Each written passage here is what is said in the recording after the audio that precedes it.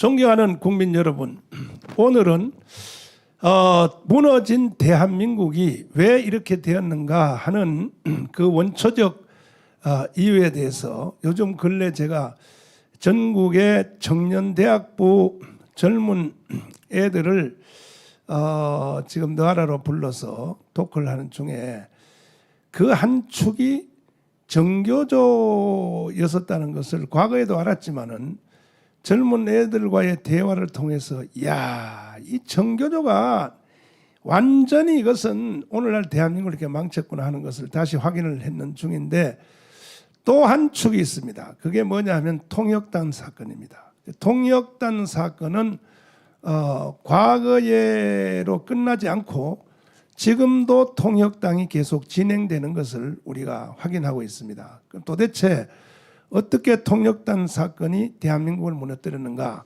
하는 것에 대해서 이 분야의 또 최고의 전문가이신 유동열 박사님을 이 자리에 모셨습니다. 안녕하세요. 예, 안녕하십니까. 네. 오늘은 그야말로 이 긴장 시청자 여러분들이 그냥 일반적으로 뭔 일하면서 들으시면 안 됩니다. 완전히 그냥 딱 끊고 무릎을 딱 꿇고 기도하는 자세로 들어야 됩니다. 이게 얼마나 이게 중요한 내용인지 모르겠습니다. 또 저쪽 편에서 그 당시에 또 일을 했던 거의 간첩과에 갔던 이동호 교수님 지금 벌써 머리를 막 흔들고 있습니다. 전향했는데 왜 자꾸 그러냐고 이제 그런 뜻 같습니다. 그래서 잘 아시는 거예요. 이동호 교수님이 모셨습니다. 안녕하세요. 예, 안녕하십니까 목사님. 오늘은 조금 더 숨기지 마시고 모든 본질을 또 옛날에 동료들을 생각해서 살살살살 빼면 안 돼요. 그때 내용을 적나라하게 기대를 해보겠습니다. 그러면 일단은 그 통역당이란 그것이 그 명칭이 통역당인데 준말로 그 뭡니까 원래가? 네, 그 통일혁명당이라는 그 북한이 이제 지령한 그 지하당입니다. 대남 지하당인데. 그 북한 정당을 대한민국에 만들었구만요. 그렇죠. 북한 조선노동당의 남한 지역당으로 통일혁명당을 만들었죠. 그때 그게 통역당이군요. 예. 언제 시작이 됐습니까? 예, 이제 이 사건이 이제 밝혀진 것은 1968년 8월 28일 날 그 당시에 중앙정보부에서 이 통역당 사건을 이제 발표를 합니다. 그래서 이제 세간 알려졌지만은 실제 통일혁명당이 결성된 것은 1964년도로 거슬러 올라갑니다. 결성은 64년도에 됐고 잡은 것은 68년도에. 예, 이게 1964년 3월 15일 날 결성된 게 뭐냐면 이게 이제 통일혁명당 창당 준비위원회를 결성한 겁니다 그때. 그리고 이제 통일혁명당을 중앙당을 완전히 창당한 시기는 이제 그 뒤입니다. 뒤인데 창당 준비하는 과정에서 이제 적발됐는데요. 이 왜 이에 통일혁명당이 창당됐는지 연원을 말씀드릴게요. 1961년 그 4.19 사태가 터져가지고. 그렇지 4.19. 이 4.19가 북한에서 볼 때는 그 남한 내부에 이 혁명적 정서가 조성되었는데 이 4.19를 왜 남한 혁명으로 연결을 못 시켰느냐? 광주 사태하고 똑같고. 네, 그래가지고 이제 4.19 사태가 끝난 직후에 1961년에 북한 조선노동당 비밀 회의를 했습니다. 그래서 김일성 수상이 주도를 해가지고 왜 남조선에 4.19라는 혁명적 정서가 조성됐는데 왜 남조선 혁명이 성공이 안 됐느냐? 라고 막 자비판하는 가운데서 이제 결론이 이렇습니다. 그 당시 남한 내부에 혁명적 전위정당, 그러니까 북한의 지도를 받는 혁명적 전위정당이 있었으면은 그 지하당 주도로 보훈기를 해서 소위 혁명을 성사시켰을 텐데 그 당시 남한 내부에 혁명적 전위정당 바로 그 지하당이 없었다. 그렇기 때문에 실패했다. 그러니까 김일성이가 지시를 합니다. 대남공작 부서 이효순이라는 대남사업 총국장하고 허봉학이한테 지시를 합니다. 빠른 신내에 남조선에다가 혁명적 전위정당을 결성하라. 자, 이제 그래가지고 남한에다가 지하당을 구축하려고 하니까 어떤 문제가 발생했냐면 그 당시까지는 사실상 그 박헌영의 그 남노당 출신들이 이제 북한에 가서 6.25 남침전쟁 이후에 남노당 계열을 다 숙청했거든요. 그래서 남노당 계열의 그 대남 공작원들도 숙청시켰어요. 그런데 빠른 시일 내에 지하당을 구축하려면 연고선 공작, 이제 연고라고 해서 인연이 있다. 집안 이제 혈연 관계라든 이런 연고선에 의해서 공작을 해야 되는데 그래서 이제 북한의 대남공작사업부에서 이 남로당 출신 공작원 중에서 지금 현재 이 남쪽에 연구를 두고 있는 좀 거물급 인사가 있는 걸 찾아보니까 임자도에 면장을 하고 있는 그 최영도라고 자, 있었어요. 네, 그래 그 정도로 알고요. 예. 그 정도 알고 있다가 또 끊어서 예. 한번 박진감 있게 해보겠습니다. 저기 보면은 지금 여기 이제 대남 총국에 대해서 이제 도표가 나왔는데 요거 한번 설명 한번 해주시죠. 요거 예. 어떻게 됐는가? 그러니까 이제 당시 북한에는 대남사업 총국이라고 그래서 네. 이제 이효순이가 이 대남사업 총국장을 맡았는데요. 네, 그다음에 거기서 네. 이제 김종태가 나옵니다. 이게 김종태는 이거 통역당의 당수입니다. 김종태는 북한 사람이에요? 아니죠. 그럼 뭐죠? 김종태는 뭐냐면은 어. 그 동국대를 졸업했는데요. 그 원래 경북 영천 사람인데 어. 그 동국대학교를 졸업한 친구인데 이 김종태를 갖다가 추천해 줍니다. 이게 아까 이제 이 통역당을 알려면은 그 연원을 알아야 돼. 그래서 이제 잠깐 그 말씀드릴게요. 김송무라는 간첩을 이제 소환을 중앙당에 소환해서 김송무를 하여금 임자도에 내려가서 그 이제 임자도 간첩단 사건이 있는데 통역당 전에 거기서 이제 일단 통역당의 시발이 된 조직을 만듭니다. 그래서 거기서 이제 정태묵이라고 하는 사람이 있는데 정태묵이 이제 누구를 추천하냐면은 바로 김종태를 추천합니다. 김종태가 바로 이게 지하당을 잘 운영할 사람이다. 그래가지고 김종태를 포섭해서 김종태가 바로 이제 구축한 거죠. 그래서 자, 직접 근데 김종태는 어디 사람이에요, 원래가? 아니 경남 경북 영천 사람이죠. 영천. 영천하고 동국대학교 경제학과를 졸업한 영천 사람인데 친구죠. 예. 우리나라 동국대학을 나왔고 예, 나온 상태에서 나왔는데 북한에 포섭됐구나. 예, 근데 저희 그 김종태가 대구 10월 폭동 때도 가담을 했고 원래 사이교 사장이 저기 있었습니다. 대구 10월 폭동 때도 가담을 대구 10월 폭동이라면 그 옛날 얘기인데. 그게 바로 이제 저 해방 직후에 1945년 6년 얘기죠. 예. 그러면 그때 나이가 나이가 23년생입니다. 1923년생이기 때문에 김종태 나가 23년생이니까 그 당시에 20대거든요. 저는 뭐 그 김문수 지사님하고 그 같이 예. 뭐 고향이라서 나이가 아닙니다, 나는 아닙니다. 그 나이 또래인 줄 알았더니 아니 23년생입니다. 1923년생입니다. 23년. 그러니까 1923년생이에요. 야 그랬구나. 예. 그때부터 벌써 예. 남로당이었어요. 그렇죠. 그래서 그러니까 북한하고 괴를 같이 하면서 간 거죠. 그래서 예. 이제 김종태가 김진락이 그 통일혁명당의 그다음에 통역당 이제 2인자인데요. 그다음에 김진락. 이제 김종태를 북한에서 포섭을 했고 그다음에 이제 김종태 밑에는 김진락, 이문규가 있죠. 둘 다 사형당했죠. 예, 근데 이 사람들은 누굽니까? 예, 김진락은 김종태의 조카입니다. 조카인데 아하. 친조카죠. 친조카인데 김진락이가 서울대를 졸업했고 물리대를 졸업했거든요. 그러니까 똑똑합니다. 집안이 다 포섭됐네. 예. 그렇죠. 이게 그러니까 이제 그 김진락이가 같은 사촌이에요. 아니요, 자기 조카죠. 조카. 친조카. 친조카. 예, 예. 그러니까 일개 그냥 아예 가문이 다 그냥 포섭이 된 거거든요. 왜냐면 김진락을 왜 채택했냐면 김진락이가 서울대 인문대 물리대를 졸업해서 똑똑했거든요. 네. 서울 똑똑하고 또 사상적으로도 또 따르고 또 자기 삼촌인 김종태를 따르기 때문에 네. 바로 김진락이한테 이제 과업을 김진락을 준 거죠. 포섭했고 그다음에 김진락이가 이제 이문규를 또 포섭한 거죠. 이문근 누굽니까? 그 서울대 출신이죠. 그 서울대. 같이 김진락이 소개해가지고 아. 이제 2인자가 김진락, 3인자가 이문규입니다. 음. 그래서 거기 나와 있지만은 이제 당 기관지가 중요한 게 뭐냐면 사상 조직을 담당하는 거거든. 당 기관. 그래서 이 김진락이한테 이 청맥을 갖다 맡깁니다. 자, 그리고 그래서 이제 그 김종태 밑에는 김진락, 그다음에 옆에 또 이문규, 요 사람들이 무슨 일을 했는가 그럴 때 여기 밑에 민족 해방 전선하면 김진락 그러잖아요. 예. 김진락이가 이제 또 거느리고 있는 사람이 그 유명한 신영복이네요. 신영복이죠. 우리 문재인 대통령이 존경한다는 신영복이에요. 신영복. 예. 그다음 그 옆에 또 이종영, 이종혁이라고 있습니다. 예. 이종혁? 예. 예. 요것도 다 같은 놈들이죠. 예, 같은 부류입니다. 네, 같은 예. 물이고. 그다음에 여기 이름 안 나오는 김진한, 요거는 그건 김진락이가 또 밑으로 들어가네. 요거는 아닙니다.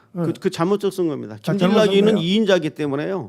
예, 밑에 내려갈 수가 없죠. 이거 저 잘못 쓴 예. 거구나. 예. 이거는. 그다음에 이제 또 조선 해방 전선 이문규. 저기 지금 김진환이라는 게 잘못된 김진락을 잘못 쓴 겁니다. 김진락을 그렇구나. 예. 그다음에 이제 이문규 밑에는 당연히 이문규는 저기 예. 두 번째 2인자니까 예.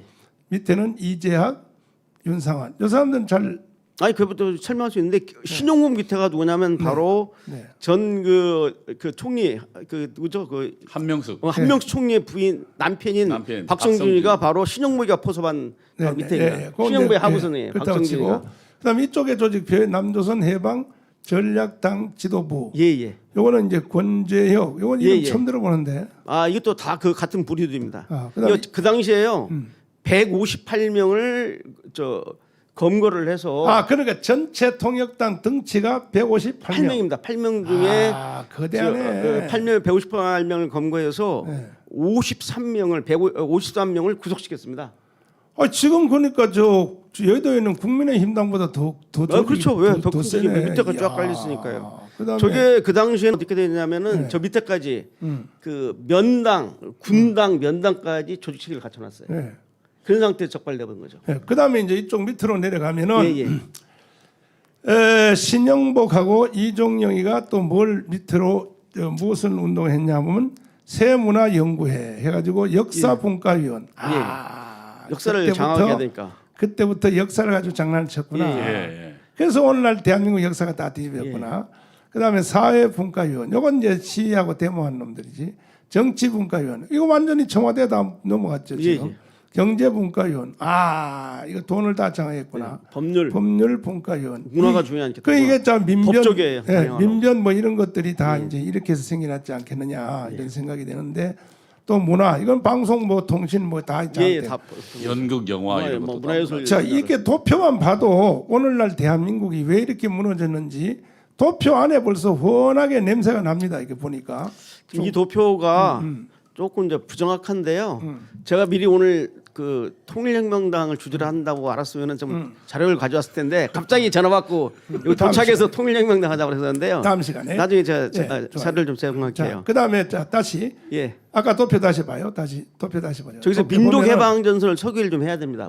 민족해방전선이 무슨 조직인지. 이따가 하고 그다음에 여기 이제 학사 주점. 주점이 뭐야? 술집 아닙니까? 저거? 술집이죠. 예, 동국대 앞에다 만들었습니다. 학사 주점. 예, 동국대. 그게 이제 앞에다 하부 조직인데 예. 60년대 대학 사회를 침투하기 위해서 예, 학사 맞습니다. 주점. 왜냐하면 네. 학교 앞에 이제 이제 술집을 만들어두고 거기 대학생들이 많이 오잖아요. 그렇지. 그 중에서 이제 오는 애들 중에 뽑는 겁니다. 네. 그러니까 그 사회에 불만이 많고 똑똑한 애들을 뽑아서 그런 애들 이제 술 사주고 밥 사주면서 이제 그렇구나. 포섭하는 자, 거죠. 네, 그래서 그렇고 그다음에 그 밑에 이제 요 조직을 서울 올려주세요. 분과, 광화문 분과. 그때 또 광화문을 점령하려고. 예. 그래서 미순이 여순이 사건에서 뭐 민주노동당 뭐 다 데모를 광화문에서 했구나. 여기서부터 광화문 얘기가 벌써 나오네. 광화문 명동. 요즘은 명동은 저 별볼이 없어요. 중국 사람들이 다 장악해가지고. 그다음에 지방 주요 도시 거점을 확보한다. 그다음에 통일혁명당, 통일혁명당, 경북 지하당, 경북. 이 지방별로 또 다 이제 하부 조직을 하는군요. 예, 경북뿐만 아니라 전국 지방에 다 있죠. 군당까지 되어 있어요. 군단까지. 그냥 직접 방조 활동사. 이건 뭐 용어도 이상한 것도 다 만들어 놓고. 그다음 여기 이제 조총련 이건 해외네 해외. 예, 조총련입니다. 예. 일본을 통해서 지원하는 거구만요. 예. 남조선 해방 전략당. 그다음에 그러니까 뭐 북한 그다음에 일본 있는 뭐 해외파들도 총력 여기 참여 다 했고 여기 재밌는 것은 여기 서클이라고 돼 있는데 여기 이제 종교가 나오는데 여기 보니까 그때부터 벌써 종교계에 침투를 했구만요. 보니까 그러면요. 예. 서클 청년 예. 문학가 협회 문인들 글 쓰는 사람들. 예. 그래서 내가 그 이승만 영화를 만들려고 해보니까 그 시나리오 만든 사람들이 90%가 좌파더라고요. 맞습니다. 예. 이야, 이거 다 공작을 해서 그 다음에 이제 동학회 옛날에 있었던 그 동학혁명을 자기들 걸로 만들려고 민족주의 연구회. 야, 이거 계속 민족이란 말을 계속 넣고 아니 근데 경우에도 들어갔네 여기에. 이건 경찰 경호회가 아닙니다. 아니에요? 예. 그럼 뭐예요 그러면? 재앙 지역에 그 조직을 만들려고 각 지역별로 경호회를 만들었죠. 예. 호남 향유회라든지 뭐 전라도 향유회 이런 거 있지 않습니까? 예. 난 깜짝 놀랐네 지금. 아니 우리 경찰 경호회가 아닙니다. 예. 난 경찰 경우에는 구제택인 줄 알았지. 큰일 뻔했네. 아니고. 그다음에 여기 이제 내가 몸담고 있는 기독 예. 청년 복지. 야 기독교계, 여기는 불교 청년회, 기독교회. 네, 기독교 저게 지금 박성준이가 네. 실제로 저게 만든 조직입니다. 어허. 그다음에 이제 청맥회. 이 청맥회는 청맥이라는 잡지를 기관지를 발행했거든요. 기간지를. 예, 발행해가지고 그걸 한 겁니다. 예. 그러면 내가 볼 때 그때만 해도 예. 이미 대한민국은 예. 다 넘어갔네요 벌써. 이 그렇죠. 조직표만 예. 봐도. 저게 만약에 예. 당시 중앙정부에서 저 조직을 와해를 안 시켰으면은 벌써 대한민국은 60년대나 70년 초에 적화로 갔다고 보면 됩니다. 그나마 중앙정부부 대공수사관들이 어렵게 저걸 와해를 시켜놨기 때문에 지금 대한민국이 존재하는 거죠. 그러나 이제 뭐 그때 일시적으로 정지를 시켰지만은 결국 이들이 꽃이 피어가지고 맞습니다. 오늘날 대한민국이 결국은 넘어갔다고 봐야 되는데, 자, 참 깜짝 놀라는 것은 여기에 그 사단에 참여했던 사람들이 일단 입건된 사람들만 58명을 건보했죠. 158명. 난 여의도 자유한국당, 예. 지금 저 국민의힘당 예. 요 사람들 정도의 강도 높은 사람을 딱 간추리면 150명 안 될 것 같아요 거기. 예, 150명 안 되죠. 여기는 보시죠. 목숨을 내 걸고 맞습니다. 운동하는 사람들이, 여기 또 사진들이 쭉 나와 있습니다. 사진들이 뭐 김진락이 뭐 해서 사진들이 쭉 나와 있는데, 그러면 그때에 이제 이 사람들이 어떻게 검거가 되었고 그다음에 어떻게 처벌받았는지 요거부터 이제 한번 또 짚고 그다음에 예. 다른 테마를 한번 해보겠습니다. 그래서 아까 이제 말했지만은 이제 북한에서 그 남로당 계열의 공작원을 이제 중앙당에 소환해서 이제 김수영이라는 간첩을 난파시킵니다. 난파시켜가지고 이제 임자도 간첩단을 이제 결성하고 임자도 간첩단에서 또 이 정태목, 최영도 등의 추천으로 김종태를 추천해서 김종태가 북한을 4번이나 갔다 왔습니다. 4번이나 갔다. 예, 예. 가서 직접 김일성을 저 만났어요. 4번이나 만나가지고 세상에. 이제 구축을 하고 공작금도 지금 돈으로 말하면 한 뭐 10억 원이 넘는 공작금을 수차례 걸쳐서 받았죠. 10억 분이겠어요. 예, 하여튼 저 압수된 거 하고 진술을 받은 거. 일개 당인데. 예, 그래서 이제 이것이 이제 군덕강의 조직이 됐는데 이게 이제 어떻게 적발이 됐느냐? 아주 이제 그 우연한 기회입니다. 이 공작금의 배분 문제 때문에 다툼이 좀 있었어요. 그 안에서. 예. 그냥 모든 조직이 무너지고 걸리는 것은 내부 분열 때문에 그렇습니다. 그래서 우리끼리도 지금 우리들도 절대 내부 분열하면 안 돼요. 내부 분열하니까 보세요. 이게 무너지고 잡히지 이 자식들이. 그래서요. 그 당시에 이제 조카하고 이제 자기 저 삼촌하고 이 공작금 배분 김진락이 하고. 아니 김진락 관계는 아닙니다. 아니고. 예, 정태묵인데요. 최영도하고 그래서 이 공작금 문제로 다투다가 그 동생이 그 마약을 투약했는데 북한에서 거액의 공작금이 왔는데 자기 삼촌이 돈을 안 주니까 앙심을 품고 그 자기 부인을 통해 가지고 그 부인이 알고 있는 그 중앙정보부 당시 중앙정보부에 있는 저쪽 그 지부 목포 지부인가요? 거기에다가 신고를 했죠. 신고를 해가지고 이게 지금 통역당이 와해가 이제 시작된 겁니다. 그런데 아까도 제가 말씀드렸지만은 1961년 난파된 간첩에 의해서 1964년 3월 15일 날 이제 통일혁명당 창당 준비원을 성공적으로 마치고 이제 3년 동안 지하당 전국 그 군당까지 다 조직을 해놔가지고 이제 창당을 하려고 하는 상태에서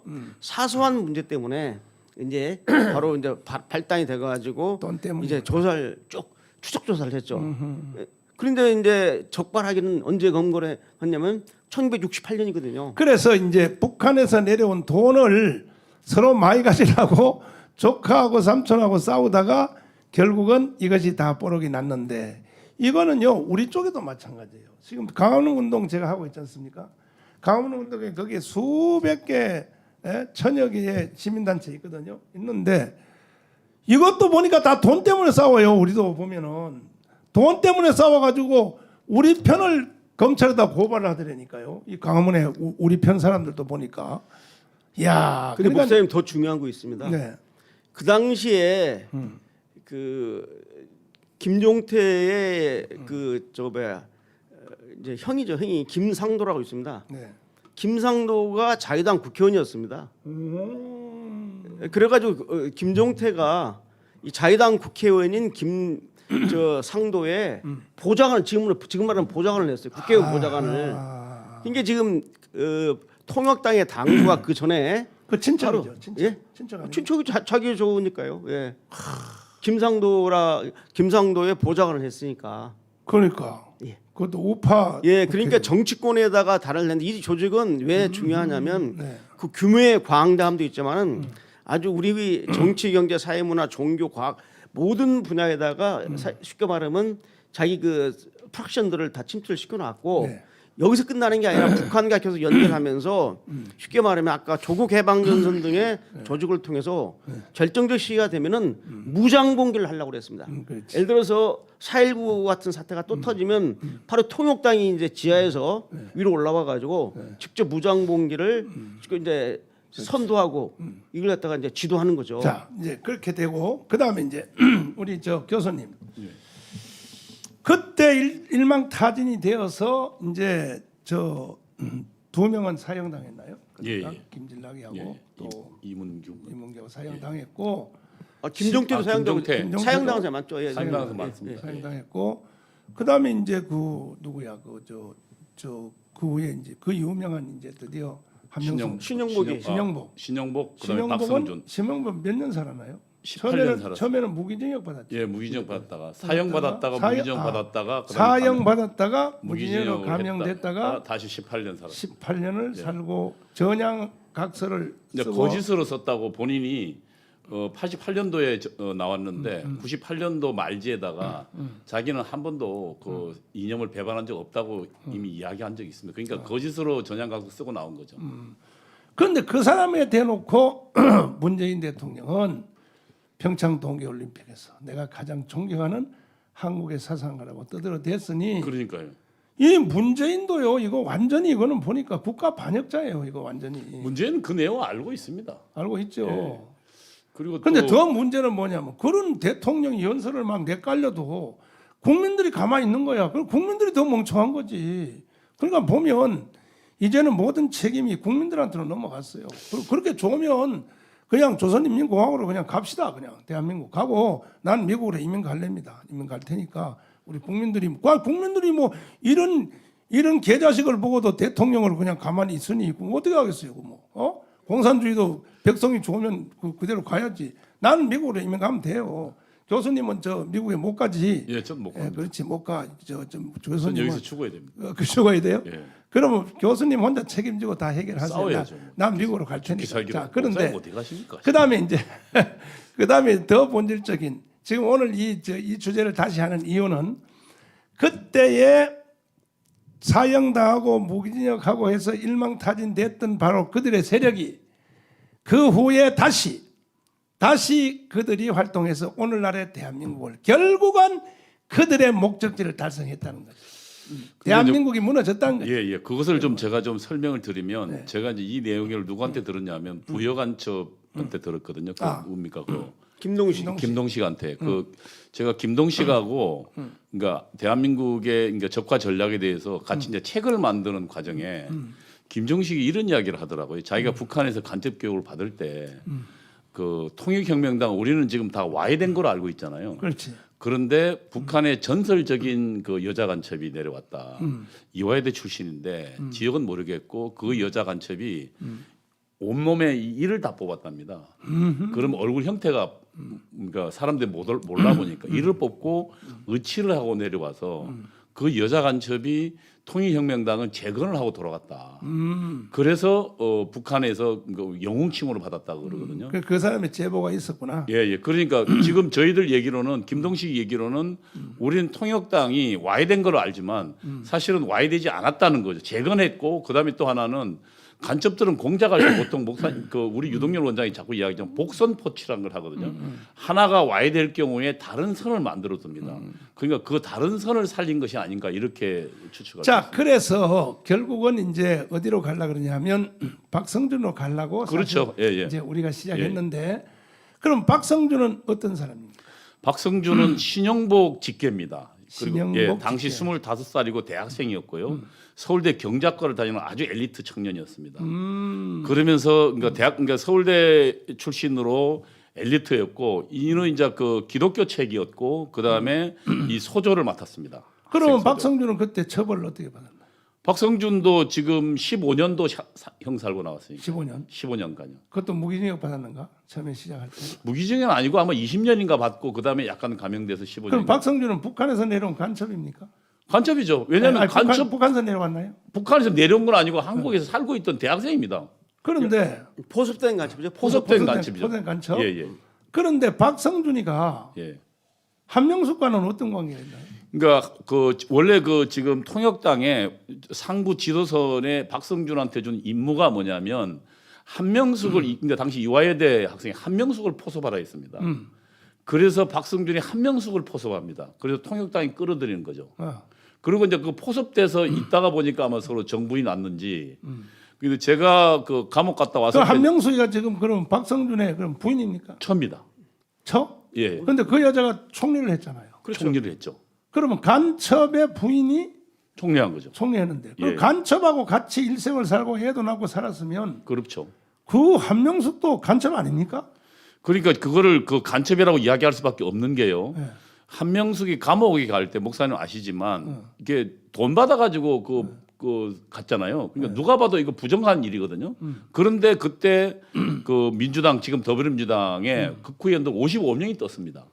그 이야기는 뭐냐면 이 지금 더불어민주당의 핵심이 누가 있냐면 통일혁명당이라고 이야기해 주는 겁니다. 자, 그래서 그렇게 되면 한명숙이가 박성준의 부인이라면 부부간의 간첩에 대해서 몰랐다. 그 말이 돼요? 아니 말도 안 되죠. 말도 안 되지. 예, 그럼요. 그러면 아니, 한명숙 본인도 70년대 크리스찬 아카데미 사건이라는 유명한 사건이 강원영 있습니다. 알죠. 그 사건에 연루돼서 국가보안법으로 또 실형을 선고받아서 살았어요. 그래요? 예, 그 국가보안법 아하. 그 전과자. 아니 그런데 어떤 놈의 개자식이 이런 여자를 총리로 임명을 저는 누가 임명했어요? 총리? 예? 누구요? 겁나서 말을 못 하시네. 아니요, 그렇게 누구야? 김대중 시절이잖아요. 총리죠. 김대중 때. 우리 저 아, 저는 겁이 안 납니다. 박사님은 겁나서 자꾸 그런데 누가 임명했어요? 김대중 임명한 겁니다. 김대중 임명할 때 옆에 박수 친 사람이 누구예요? 이동호잖아, 이동호. 참나 뭔 지금 다른 사람 어딜 쳐다봐요 지금. 어? 그때 예. 임명할 때 예. 그때 저 이동호 교수님 마음이 어떤 생각이에요?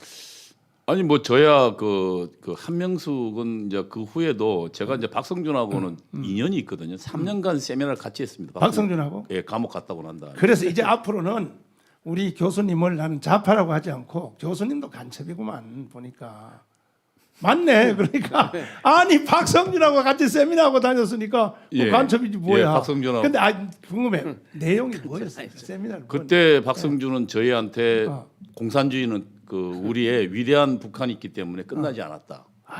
당시 이제 그 소련이 무너지던 시기거든요. 그렇지. 그때 이제 박성준은 저랑 저랑 비슷한 주사파들 몇 명을 모아놓고 일주일에 한 번씩 세미나를 했어요. 아 근데 그 저 박성준이한테 돈 받았어요, 안 받았어요? 돈을 안 받았죠. 이제 저는 그 김대중한테 자주 받았습니다. 거짓말. 아니 김대중한테 자주 받았어요. 그 간첩까지는 안 걸려들라고 자꾸. 아니 박성준한테는 당시 이제 감옥 갔다 와가지고 박성준이 별로 돈이 없었어요. 아 그랬구나. 그래서 이제 박성준이 뭐냐면 그 한명숙이가 여성단체 연합 회장을 하고 있을 때거든요. 그러니까 여성운동 내에서 한명숙이 잘 나가고 있을 때예요. 근데 박성준이 그때 자기가 아르바이트 해가지고 박성준 뒤를 대고 있었어요.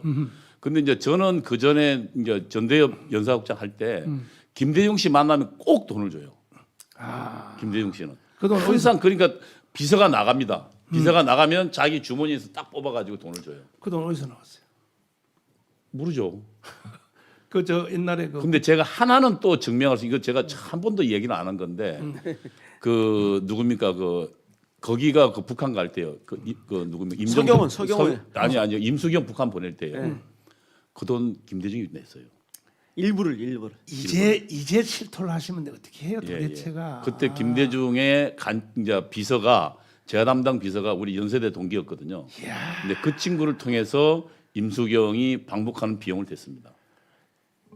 이야 참 내가 그 당시 이걸 내가 알았으면 내가 김대중 이 자식 내가 가만 안 두는 건데 이 자식. 그리고 당시 김대중은 저보고 당시 북한의 혁명론에 대해서 저랑 토론하고 있었어요. 그리고 매일 북한의 통역 구국의 소리 방송을 매일 그러니까 비서 그 친구를 통해서 매일 문서로 보고받고 있었어요. 그럼 그때 김대중이가 간첩이라는 걸 냄새 못 맡았어요? 아니 지금 왜냐하면 우리는 동지였어요. 저는 주사파였고 김대중은 북한에서는 이렇게 실행하지만 우리는 조금 더 이거를 약간 피해서 나가자라고 저한테 이야기했어요. 그래서 이 교수님도 간첩이라는 거야 내 말은. 뭐 자꾸 빠져나가려 그래 어디요?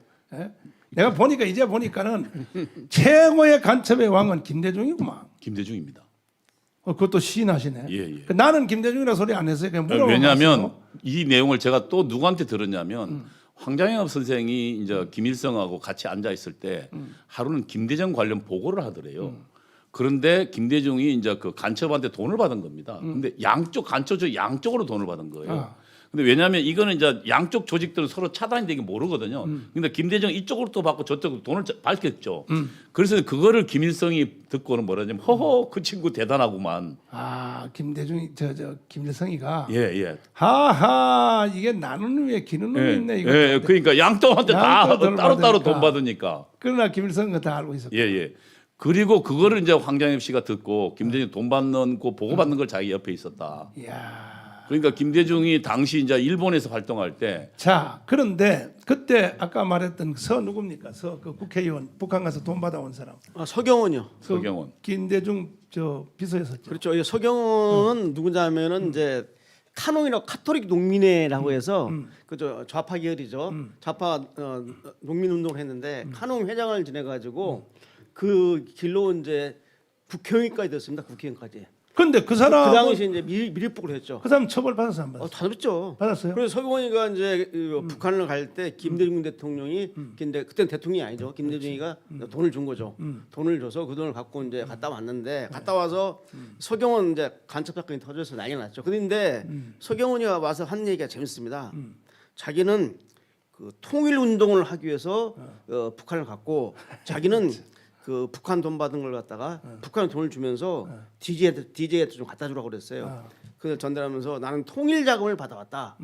이렇게 이제 자기 활동을 정당화해서 제가 그때 그 말 끝에 제가 이제 토를 달았죠. 아, 뭐 막 여론이 비등할 때 안 좋을 때 서경원이가 통일 운동 하러 간 것도 맞고 통일 자금 받은 것도 맞다. 그런데 앞에다가 무슨 통일이냐? 두 글자를 써야 된다. 적화 통일 운동하러 갔다. 그렇죠. 그리고 무슨 적화 통일 자금을 받아온 거다. 이놈이 이 두 글자를 뺐단 말이야.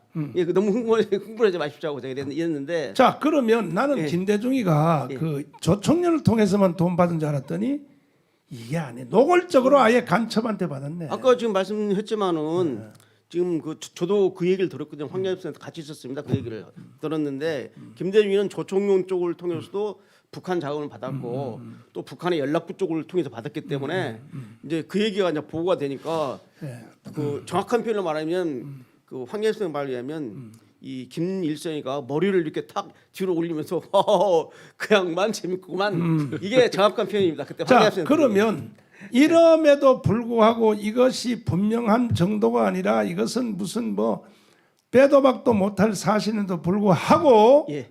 김대중에 대해서 뭐 말을 하는 것은 예. 지금 거의 금기시 되다시피 하는 이유는 예. 전라도라고 하는 지역을 포섭했기 때문에 뭐 말하면요 이 지역 탄압한다고 이렇게 나오니까 김대중에 대해서 이거 더 이상 이 김대중에 대해서 뭐 증거가 뭐 더 이상 필요한 게 뭐 있습니까? 외국 다른 사람 같으면 저 바로 사형이죠. 사형 외국 같으면. 예, 맞습니다. 사형인데도 대통령까지 해먹고 해도 우리나라 국민들이 대통령 투표할 때 투표도 하고 그 후에도 대통령 끝난 뒤에도 김대중에 대해서는 뭐 말하는 자체를 가지고 용납을 안 하는 분위기를 만든 것은 저 김대중 저놈이 천재는 천재예요. 왜? 지역을 가지고 딱 틀어지니까 전라도 사람들이 다 속은 거지.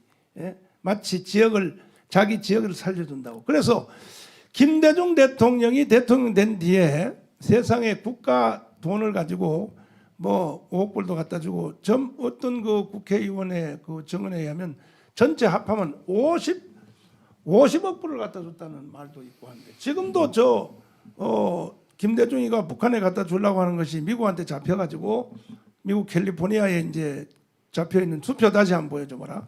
지금 캘리포니아에도 아직도 이게 지금 대기 상태에 있는데 미국 CIA가 지금 딱 잡고 지금 이게 전달이 안 돼가지고 이거 보세요. 이거 수표 이거 보시라고요. 이 김대중이 북한에 줄 비자금입니다. 이게 바로 이 수표는 또 그 아들 앞으로 발급이 돼 있고 한데 왜 빨리 안 찾나? 수표 보세요. 이거 이게 지금 이제 살아 있는 수표거든요. 이게요.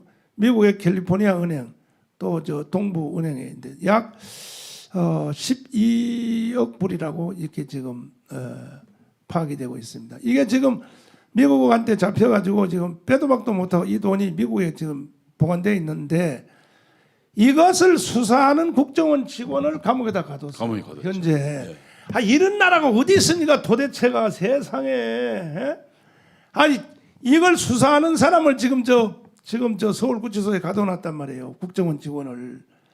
그러니까요. 지금 대한민국은 이거 아주 개뿔이에요. 개뿔.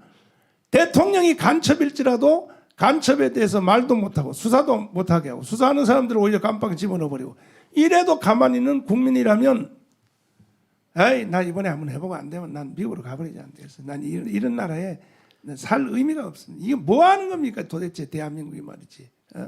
간첩을 간첩이란 말도 못하고 말이야. 간첩을 간첩 수사도 못하고 말이지. 이제는 뭐 국정원까지 다 해체시켜놔 버렸잖아요. 대북 부서를. 예, 그러니까 이제 중요한 게 이 통일당 사건을 보면서 중요한 게 뭐냐면은 바로 이 통일혁명 사건 같은 것을 이제 중앙정보부가 치밀하게 해서 안전히 그냥 뿌리를 뽑았거든요. 뿌리를 뽑았는데 바로 이러한 그 국정원의 대공수사력을 갖다가 와해시키기 위해서 이 정부가 국정원의 대공수사권을 폐지하는 것은 바로 간첩 행위를 옹호하고 조장하는 것이라고 볼 수밖에 없습니다. 간첩 활동 해라. 이제 잡을 게 아니 없다라고 하는 이제 그렇게 연결시킬 수가 없고요. 아까 우리 그 편집팀에서 아주 좋은 자료를 가져왔는데요. 네. 크리스찬 아카데미 사건 있죠. 네. 사진을 한번 보세요. 바로 수갑 차고 있는 대한민국 국무총리를 한번 보시기 바랍니다. 그 크리스찬 아카데미 아까 사진 그 저거 아까 그 찾아오셨는데 뭐 크게 좀 위로 올려주세요 화면을. 예, 저 위로 우리 본화면에 올려주세요. 저 가운데 상단 가운데가 바로 한명숙입니다. 여기에 대한민국 총리가 된 한명숙입니다. 이야 그렇구나. 예, 지금 이 들고 있지 않습니까? 우리 며칠 있으면 또 감옥 갔다 왔던 사람이 총리가 또 되죠. 김부겸 씨. 예, 김부겸 씨 간첩 이선실이한테 용돈 받고 수차례 그 10여 차례 넘게 만난 사람이 또 이제 국무총리 지금 지명자로 돼 있죠 지금. 그러면 지금 현기증이 자꾸 날라 그러는데 그러면 결국은 한명숙 그래서 한명숙을 다시 재심을 해서 무죄받게 하려고 그렇죠. 무죄를 하려고 악착같이요. 계속 지금 하는구만요. 예. 근데 이제 목사님 여기에 지금 조선로 만물상에 굉장히 중요한 멘트가 나왔는데요. 아주 짤막하지만 굉장히 중요한 멘트입니다. 뭐라고 나왔냐면 박성준이 지금 문재인의 멘토다. 라는 기사가 나왔거든요. 조선일보에. 그건 이게 상당히 함축된 표현입니다. 근데 그동안 사실은 저희가 지금 대한민국의 주사파를 지도하고 있는 박성준이고 그리고 박성준은 뿐만 아니라 지금 현재 청와대를 움직이고 있다라는 심정을 가지고 여러 번 저희도 이제 그 갖고 있었는데 조선일보가 그걸 밝혀냈어요. 뭐냐면 지금 멘토란 얘기는 뭐냐면 지금 사실상 그 청와대 인사수석실을 참여연대가 장악하고 있거든요. 그 이야기는 뭐냐면 참여연대 배우는 지금 박성준과 그 그룹이 장악하고 있는 건 확실합니다. 그렇게 되면 사실은 청와대의 가장 중요한 인사잖아요. 인사를 장악하고 있는 청와대를 움직인다는 얘기입니다. 아니 지금 이 박성준 부인 한명숙을 왜 자꾸 무죄로 다시 재심을 하려고 하는가 했더니 이제 보니까 총리 다시 시키려고 하는구만. 총리도 있고 그다음에 박성준도 있고요. 둘이가 다 연결돼 이게 있으니까. 왜 연결되면 문재인이 제일 존경하는 문 대통령이 제일 존경하는 사람이 신영복이고 신영복의 핵심 바로 후배가 박성준이거든요. 자기가 직접 발굴했기 때문에. 그렇죠. 그 박성준의 부인이 지금 한명숙인데 한명숙이가 그 뇌물 사건에 연루돼서 하는 것에 대해서는 이걸 때를 벗겨줘야겠다. 쟤들 표현으로. 이번에 뭐 재심에서 무죄로 계속 하려고 했던 의도가 그렇죠. 합리적 의심이 이 총리로 다시 등장할 뻔했네. 내가 보니까. 그래서 마무리 이제 완전히 인민공화국 마무리를 딱 하려고 이제 그다음에 이제 목사님 지금 기모란이라는 여자가 이름도 희한합니다. 모란봉에 북한 평양에 있는 그 산 이름이잖아요. 모랑봉 예, 대동강변에 있는 그 관악단. 그러니까 기쁨조. 그러니까 기쁨조 이름이 모란봉인데 맞아요. 앞단인데 그때 있고 모란봉이라는 또 그 음식점도 있습니다. 예, 이름을 기모란이라고 지었어요. 근데 그 아버지가 누군가 있더만은 기세춘이라고 자기 그 아버지의 형제는 또 뭐 기세준이라고 고정간첩이었고요. 아하. 그 다음에 그 밑에 지금 통역당이 연루됐던 사람입니다. 기세춘이. 아, 그래요? 그리고 주체 철학 노트라는 책을 썼던 사람이에요. 그 처벌 받았어요? 그렇죠. 감옥 갔다 왔죠. 예. 근데 그 딸이에요, 김호란. 이야. 이번에 청와대 그 뭡니까 그 방역관을. 방역계획 가능한 거죠. 예. 그래서 이제 한명숙이를 총리로 다시 임명하려는 의도가 있었지 않느냐 하는 합리적 의심인데 안 되니까 계속 안 되니까 검찰에서 강력하게 반발해서 아니 분명히 돈 받아가지고 말이야 전세자금을 동생한테 준 게 수표 다 드러났는데 그걸 무죄로 하려고 하냐 하도 안 되니까 그거 바로 밑에 급인 김부겸을 그렇죠. 총리로 지금 임명해서 청문회 하고 있는데 김부겸도 그 1년 반 깜방 살았어요. 징역 1년 6개월에다가 나 구속됐고요. 여기다가 집행유예 선고 받았죠. 집행유예 선고 받았는데 뭔죄 때문에 받았어요? 그 전설의 간첩 지난번에 이거 소개를 했는데 이선실 전설의 이선실이한테 이선실이가 그 10년 동안 암약하면서 바로 이제 민중당이라든지 민주노동당을 발전하기 위해서 민중당 세력들하고 자주 만났는데 그때 10여 차례 접선을 했죠. 만나가지고 뭐 밥 얻어먹고 용돈 주고 그래서 국가보안법상 이선실 존재가 밝힌 다음에 국가보안법상 이제 불고지죄 등등을 해서 징역 1년 6개월 받았다가 집행유예 받았죠. 그래서 나왔죠. 그래서 그러면 도대체 국민의힘 당은 뭐 하는 인간들입니까?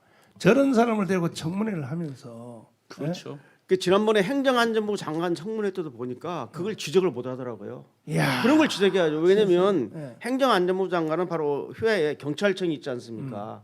근데 국가보안법 위반 경력 있는 사람이 경찰을 지휘한다는 것은 말이 안 되잖아요. 기가 막혀. 다른 직은 몰라도 국무총리라든지 우리 저희 그 대한민국의 헌법적 가치를 수행하고 이를 집행해야 할 정치로 집행해야 할 국무총리라든지 행안부 장관을 바로 간첩을 만나가지고 용돈 받고 수차례 접선한 사람이 접촉한 사람이 예, 국무총리가 된다는 것은 정말 문제가 되는데 이번 청문회 때 네. 국민의힘당 이걸 제대로 청문회 때 네.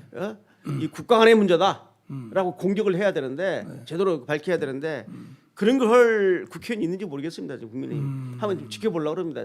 그 문제를 거론하는지 안 거론하는지 청문회 때 거론해야죠. 중대한 국가 간의 문제 아닙니까? 코로나 실력도 없고 용기도 없을 거예요. 어찌하다가 이렇게 됐을까 나라가 도대체가 어찌하다가 나라가 간첩을 간첩이란 말도 못하고 북한으로부터 돈을 받아서 정치자금 가지고 그걸로 대통령 된 사람을 그 사실 말도 입에 뻥끗 못하도록 누가 이렇게 대한민국의 분위기를 누가 만들었습니까 도대체 기가 막힐 일이죠. 자 국민 여러분 그래서 우리가 지금 여기 방송하는 제목이 간첩이 점령한 대한민국이라고 우리가 이렇게 지금 방송을 하고 있습니다. 뭐 더 이상 증거가 뭘 필요합니까? 예? 뭐든 이제 그래서 그 후에 이제 신영복은 결국은 성공회에 대해 교수를 했죠. 나중에. 예. 이제 20년 동안 복역하고 무기징역을 선고받았는데 1988년 88 올림픽을 앞두고 사면을 해줘가지고 나와서 결국은 성공회대 교수까지 하고. 저는 뭐 성공회대라고 하는 게 저 기독교 저기 신학대학인데 예, 이게 저쪽 영국계죠, 영국계죠. 영국교. 예. 저쪽 사람들은요 뭐 수틀리면 다 성공회 교수하더라고요. 그다음에 지금 서울시 교육감 하는 조 의원도 서울 성공회대 교수 출신 아닙니까? 참 기가 막혀. 우리나라 좌파들 주사파들 다 성공에 돼 있습니다. 나도 대학을 하나 세워가지고 전부 다 우파들 다 교수를 다 만들어야겠구나. 도저히 말이야 이 인간들 말이야 도대체가 말이지. 이야. 자 이제 목사님 한 말씀만 네, 좀 올려도 될까요? 예. 지금 이제 우리 너아라 TV라든지 뭐 정광훈 목사님이 하시는 일 중에서 바로 이러한 이제 대한민국의 실체, 이러한 이제 간첩들이 득세하는 일, 또 공산주의자의 득세한 대한민국 시설 놓고 여러분 한탄만 하시면 안 되고요. 이제는 지금 광화문 앱도 있고 하니까 우리가 먼저 적과 싸우기 위해서는요. 이념적으로 사상적으로 그 정리가 돼야 됩니다. 사상적으로 정리가 되지 않고서는 우리가 오프라인 나가서 제대로 싸우면 우리 집니다. 자. 그래서 이제 사상적으로 우리가 확실하게 사상관을 자유민주 사상으로 구축하는 이런 계기를 마련하기 위해서 같이 좀 동참해야 할 것 같습니다. 자, 그러면 이제 2라운드를 한번 해보면 그때 일망타진을 된 후로 예. 다시 이들이 내면적으로는 부활을 했구만요. 부활했죠. 예, 부활하는 제 1호가 박성준이구만요. 네, 그뿐만 아니라 해체가 됐어요. 그래서 이제 68년도에 이 조직이 와해가 되니까 김일성이가 너무 안타까워가지고 이제 김종태를 사형 집행한 날이 1969년도인데요. 69년도에 집행을 하니까 그 다음 날 어떤 일이 있었냐? 북한에서는 영웅총을 주고요.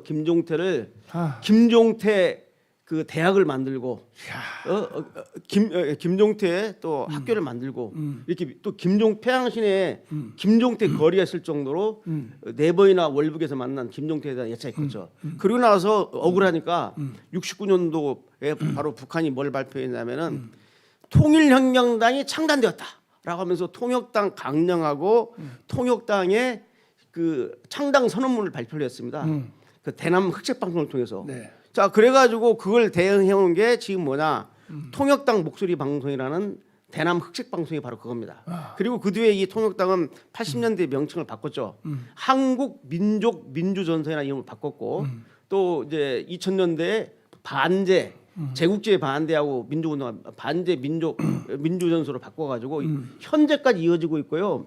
그 당시에 통역당 와해시킨 당시에 이후에도 70년대 중반까지 4차례에 걸쳐서 통역당을 재건하기 위해서 국내에 난파됐다가 검거한 사례가 있습니다. 네. 적발된 것만 4차례예요. 그 목적이 뭐냐? 난파된 목적이 통역당 재건이었습니다.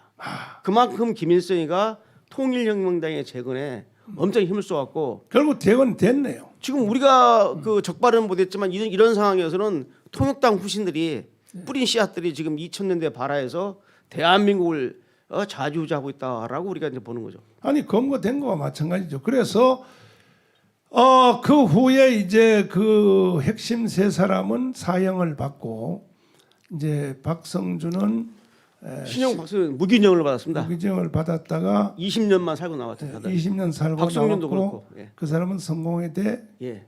교수하다가 이제 죽었고 예.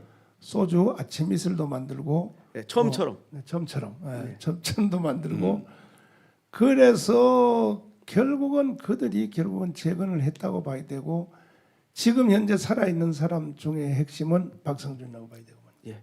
박성준이고 신용복이 직계니까요. 그다음에 한명숙이라고 봐야 예, 되거든요. 그러면 그 뭐 박성준하고 같이 강의도 다니셨으니까 예, 세미나를 3년 동안 같이 했어요. 그러면 그들의 활동이 지금도 계속 된다고 봐야 돼요. 하죠. 왜냐하면 절대로 쉬지 않습니다. 그리고 제가 그러니까 당시에 그 당시 이제 보수당이죠. 거기에 이제 가겠다고 하니까 다른 사람 다 저를 욕했는데 신영복 그러니까 박성준은 저한테 노트 한 권을 그걸 깨르처럼 써가지고 저한테 줬어요.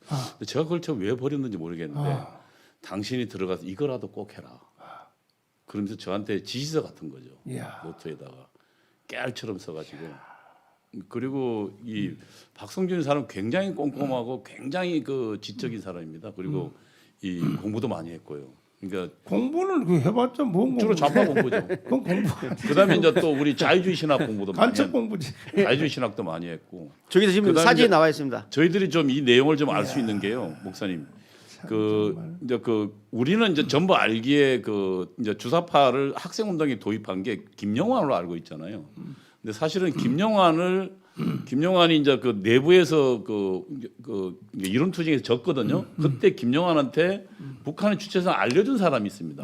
근데 그거는 지금 아직 아무도 안 드러나고 있어요. 그 다음에 김영환 보고 당시 그 소리 방송을 들으라 했고요. 또 어떤 게 있었냐면 저희 연세대학교 같은 경우는 이제 노동운동에 나가 있던 성남에 가 있던 친구가 그 친구가 거기 있는 나이 많은 그러니까 전직 좌파한테 주체사상 교육을 받고 갖고 들어왔어요.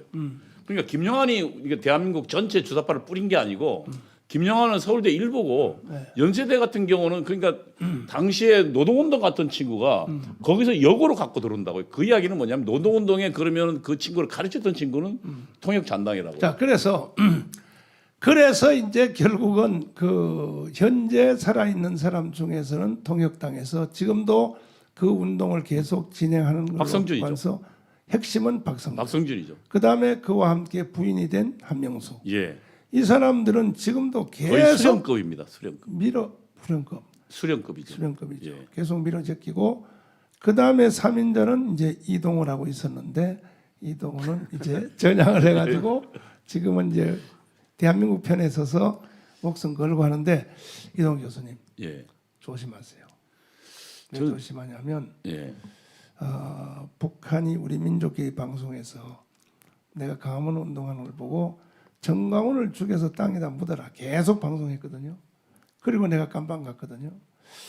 이제는 정광훈을 죽여서 땅에 묻어라가 아니고 이동호를 죽여서 땅에다 묻어라.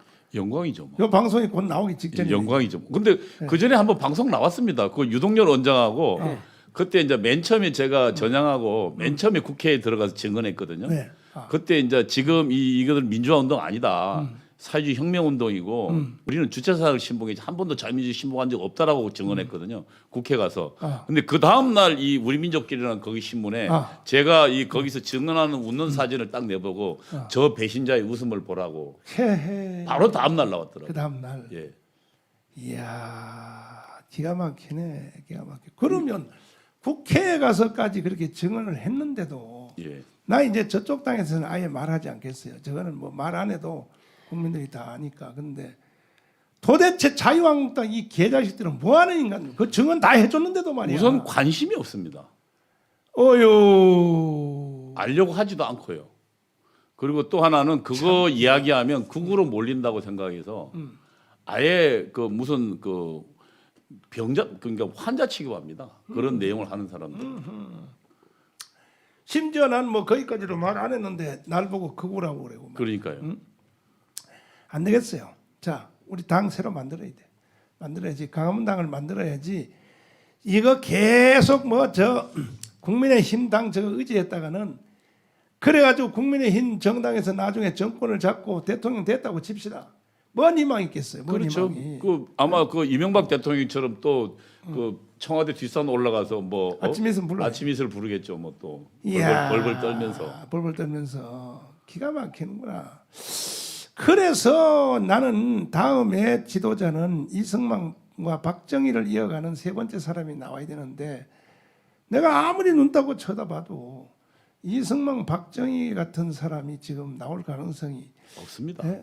없는 걸로 자꾸 예, 보여서 없습니다. 내가 이 애국운동 하면서도 자꾸 내가 좌절이 오고 절망이 오는데 이렇게 우리가 강화문에서 죽기 살기 말이야 3년 동안 비가 오나 눈이 오나 말이야 우리 돈 내가면서 목숨 걸고 해줘도 결국은 이건 마지막에는 정치권에서 끝내야 되거든요. 정치에서 끝내줘야 됩니다. 끝내야 되는데 아니 유동열 박사님 예. 아니 우리 쪽의 정치권에서는 왜 이거 못 나섭니까? 이 간첩 잡는 거 지금의 간첩 다시 잡아야지. 이게 지금 그 제1야당이라는 이제 그 국민의힘은 첫째는 뭐냐면 이러한 것에 대해서 관심이 없다 보니까 잘 알지 못합니다. 사상 문제, 간첩 문제에 대해서 관심도 없고 실제로 잘 알지도 못해요.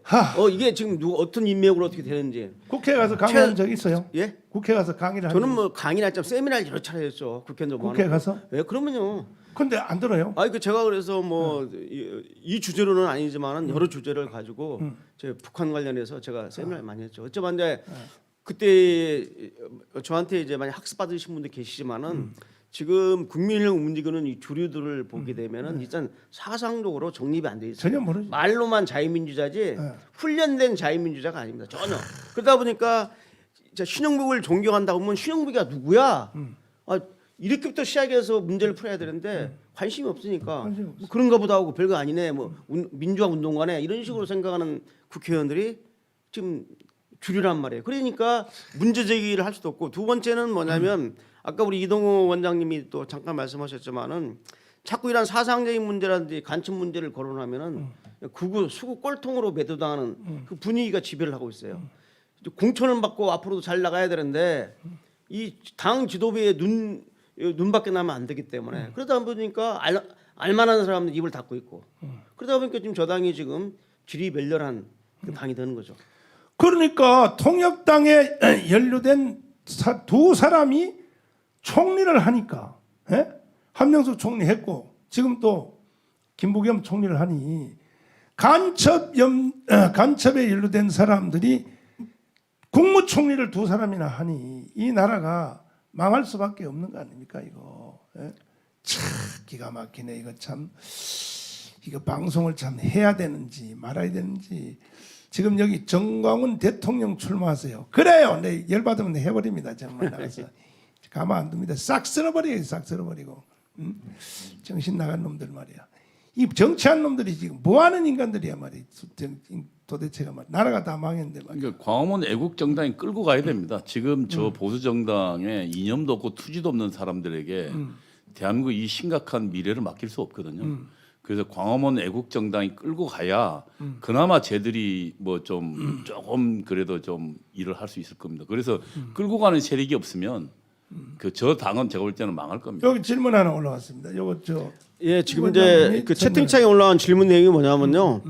1차 인혁당 사건하고 2차 인혁당 사건이 가짜 민주화 폭동이라 하던데 맞나요? 그런데 일단 저 당은 일단 폭동까지는 안 갔어요.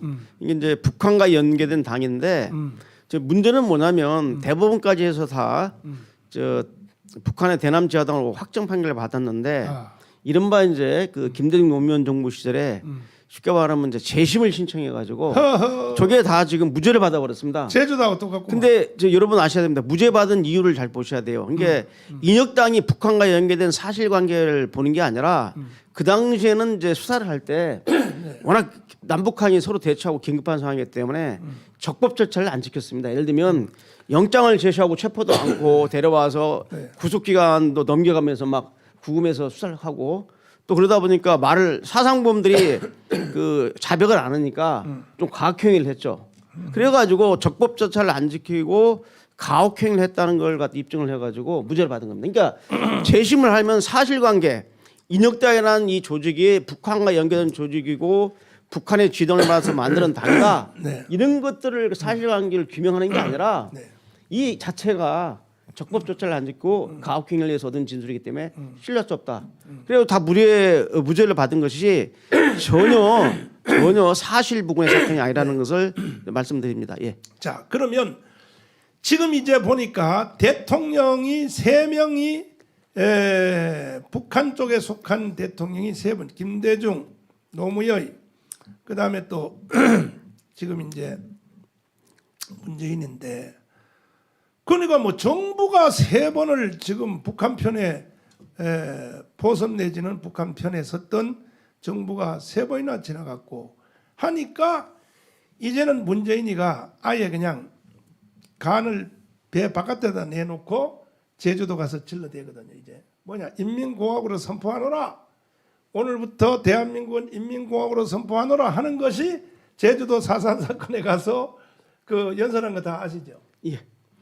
근데 그런데 이렇게 보시면 되겠어요. 저는 이제 이번에 아주 또 문재인의 정체를 확실히 파악할 수 있는 또 하나의 이슈가 남았는데 뭐냐면 북한 당국이 김일성을 우상화시키기 위해서 역사 조작한 세기와 더불어라는 북한의 김일성의 해고력을 국내에서 시판해 가지고 28만 원씩 팔았어요. 28만 원? 예. 지금도- 8건. 지금도 여덟 팔고 건짜리. 있다며. 예, 지금 팔고 있죠. 일부 이제 교보문고 같은 데는 이제 판매를 중단했는데 중단했어요? 그래서 지금 이제 우리 애국 단체하고 또 애국 변호사들이 판매 정지 가처분 신청도 했고 또 국가보안법 위반으로 지금 고발을 해놨기 때문에 수사 중입니다. 그래서 이 사건을 볼 때 지금 문재인 머리는 복잡할 거예요.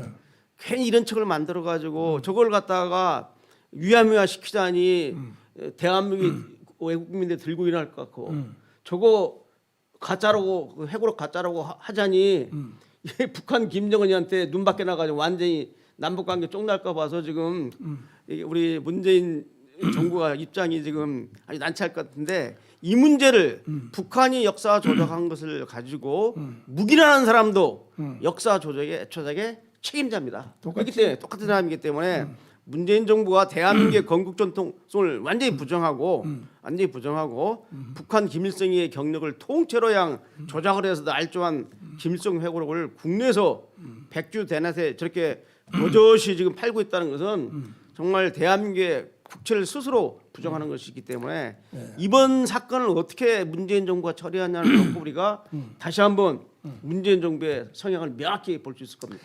자, 여론조사 한번 해봅시다. 여론조사가 아니라 우리 반응조사 한번 해봅시다. 1번으로 1번으로 표시하고 2번으로 표시하는 방법으로 한번 해보는데 방송실 한번 해주시길 바랍니다. 다음 대통령은 아예 주사파 간첩 세력을 싹 정리한 사람을 세워야 된다. 찬성하시면 1번. 아니다. 그냥 뭐 좌파도 있어야 되고 우파도 있어야 되고 해서 오늘까지 했던 뭐 이명박처럼 그렇게 너도 좋고 나도 좋고 이렇게 했는데 2번. 아니다. 싹 정리해야 된다. 제2의 건국을 해야 된다. 여기에 동의하는 사람은 1번으로 한번 표시를 해서 이따가 한번 보도록 하겠습니다. 그런데 내가 볼 때는 지금 오늘날 그 뭐 정치하겠다 또 대통령 하겠다는 나선 사람들만 전부 1번 아닙니까? 좀 보세요. 다 1번. 이게 당연히 1번이죠. 이게 국민의 뜻이거든요. 예. 만세 대한민국 만세. 야 시청자 여러분 감사합니다. 야 내 그래서 이분들 보고 내가 몸도 안 좋지만 내 방송하는 거야 지금. 야 미국 안 가셔도 되겠는데. 미국 가는 거 보류해야 되겠어요. 보류해야 되고. 1,800명 정도가 현재 지금 실시각으로 지금 저 생방을 시청하고 있는데 100%뭐 1번이죠. 그렇죠. 야 그런데 문제는 지금 오늘날 대한민국을 새로 정돈하고 간첩 내지는 연루된 사람 내지는 주사파 내지는 통일당 내지는 이 모든 데 연루된 사람을 싹 쓸어버리고 싹 그냥 아예 새로 재판해서 사형시킬 사람은 사형시키고 무기징역 처리하고 북한으로 보낼 사람은 보내고 이렇게 할 지도자가 눈에 보입니까? 지금 현재 그 여론조사에 나오는 사람들로서는 눈에 안 보입니다. 눈에 안 보여요. 예, 그래서 걱정입니다. 이동호 교수님. 예. 그런 이승만과 박정희 같은 사람 눈에 보여요? 안 보입니다. 안 보여? 예. 그럼 또 속잖아요. 그렇게 되면 또 이명박처럼 또 속잖아요. 또. 예. 그냥 일반적인 건 느슨한 우파라고 해가지고 또 뭐 선거하고 해봤자 그러니까요. 다 헛방인데. 선거 이겨봤자 또 더 뭐 헛방이죠. 저쪽이 흔들리면 흔들릴 거고 자, 또 지난번처럼 뭐 열심히 밀어주면 또 뭐 광화문 뭐 저쪽 하면서 아니 이런 방송을 듣고도 이런 내용을 보고도 이런 걸 경험을 했으면서도 이런 문제를 핫 이슈로 걸지 않고 대통령 출마하겠다. 선거 연설하겠다. 그 말이 됩니까 도대체? 나라 자체가 무너졌는데 지금 완전히. 그래서 지금은 가장 중요한 건 결국은 이 대한민국 체제를 지키겠다는 확고한 의식이 있는 사람이 네. 이 운동을 이끌고 또 선거에 나가야 다음 대통령이 등장해야 가능합니다. 근데 저는 이승만 대통령처럼 해야 된다고 생각해요. 뭐냐? 이승만 대통령이 딱 들어온 뒤에 그때 국민들도 속아서 78% 넘어갔잖아요. 그렇죠. 남로당에 예. 넘어갔을 때 첫 번째가 뭐냐면 전향하라였었거든요. 재전향. 그 지금도 이승만 같이 할 사람이 꼭 대통령이 된다. 전향하라. 좋아. 오늘까지 간첩행위 한 사람들도 전향하면 살려준다. 전향하라. 다시 전향을 촉구를 해야 될 것이고 그래서 뭐 임종석이도 전향을 하든지. 근데 임종석, 이인영 전향했습니까? 안 했죠. 걔들 그동안 국회에서 왜 전희경 의원이 물었잖아요. 네. 그 감사할 때요. 네. 그 청와대 감사할 때 물으니까 전향했냐니까 이 뭐라고 대답했냐면 우리들은 민정원인데 당신은 뭐냐 역공했어요. 그 전향도 안 하는 인간들을 장관시켜요? 장관뿐만 아니라 청와대 들어갔었잖아요. 청와대 장악 다 했죠. 네, 핵심으로 들어가요. 비서실장까지 했는데. 비서실장까지 하고. 전향도 하는 사람을 비서실장, 대통령 비서실장 시키고 말이야. 그 말이 안 돼. 독일 같은 경우는 저런 그 국가보안법 사건에 연루된 사람은 아예 공직에 나갈 수조차도 없습니다. 이번에 문재인이가 제주도에서 발언을 사삼년. 들으셨죠? 예. 그 내용 뭔지 아세요? 아니 그러니까 뭐 이렇게 하잖아요. 뭐 꿈을 꾸었다는 이유로 감옥 갔다고. 그다음에 또 하나 국가 폭력이라 그랬습니다. 진압을. 명백하게 문재인은 지금 대한민국 헌법을 위반한 겁니다. 대한민국 대통령의 가장 제일 책무 중에 하나는 헌법을 수호하는 책임인데 그렇지. 대한민국 국채를 배반하고 대한민국을 반란을 시도하고 그 반란을 시도하는 공산당을 진압하는 우리 국가를 국가의 국가의 군이나 경찰력을 국가 폭력이라고 주장했어요. 그러니까 지금 보니까요. 지금 현재 살아 있는 저 박헌영이에요. 내가 보니까. 그렇죠. 네. 왜냐하면 그거는 대한민국 체제를 지키려고 하는 지금 국군을 지금 폭력 집단으로 매도한 거거든요. 그러면요. 이것도 그 국민 여러분 뭐 조사할 것도 없고 뭐 공부할 것도 책 읽을 것도 없이 이렇게 되면 되거든요. 제주도 무장 폭동이 일어났던 남로당 폭동을 그러면 국군과 경찰이 진압을 안 했으면 오늘까지 예. 넘어갔죠 뭐. 안 했으면 아니 원장님 넘어갔죠. 적화됐죠. 안 넘어갈 가능성이 1%라도 있나요? 없어 넘어갔죠. 그 당시 상황이 지금 뭐 제주뿐만 아니라 전국적으로 네. 이 좌익 폭동이 막 산발적으로 막 지속적으로 발전하고 있고 북한은 북한대로 또 하기 때문에 대한민국 적화되었죠. 그러면 진압을 안 했으면 99% 아니라 100% 대한민국은 그렇죠. 적화로 가는 거예요. 적화로 넘어갔다. 그럼에도 불구하고 진압한 사람들을 진압한 경찰관들을 저런 식으로 국가가 폭력을 했다고 하면 안 되죠.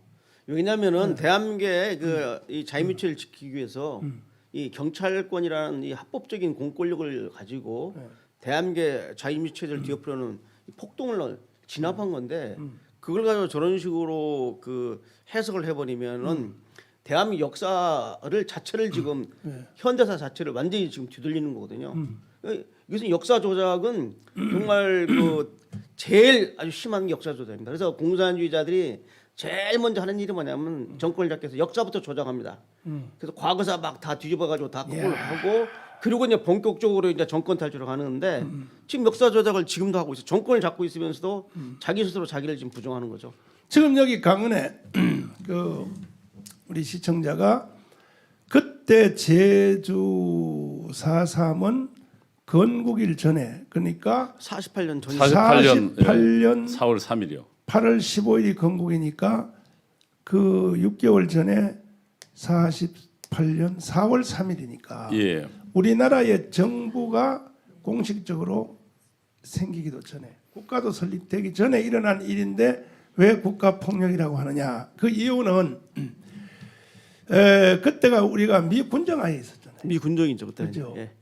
그래서 사실은 제주도에 그때 그 일어났던 일을 그것도 지금 다 재심도 하거든요. 미국이 지금 난리 났어요.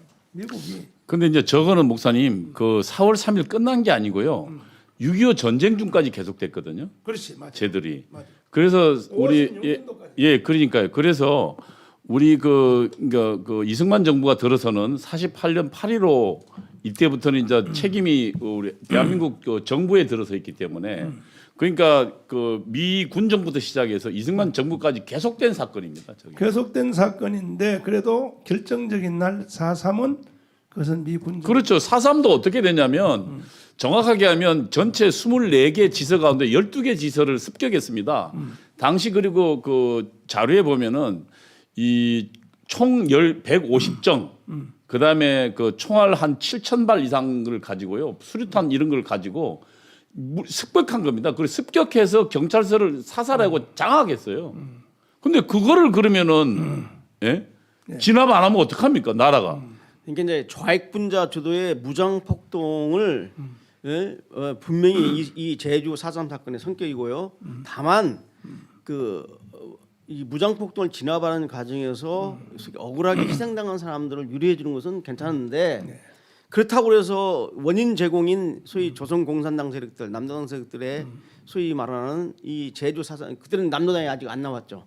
조선공산당 세력들의 이 좌익 폭동을 갖다가 저런 식으로 규정을 해버리면 아까 말씀대로 대한민국의 건국 정통성을 많이 부정하는 겁니다.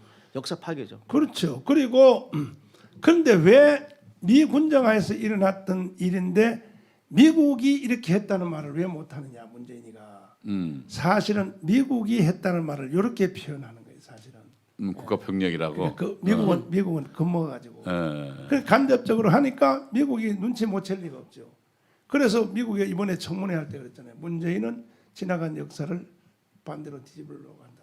예. 이렇게 청문회를 했는데 자 이게 참 문제입니다. 문제. 이게 보통 문제가 아니고 이게 참 이야 살다가 어찌 이런 일이 다 있나. 그래서 문재인은 국가 반역죄로 기독자유통일당에서 이번 주 월요일 날 아예 대검에다가 이제 고발을 했는데 이 검찰들이 이게 수사를 또 할지 안 할지 안 하기만 해봐요.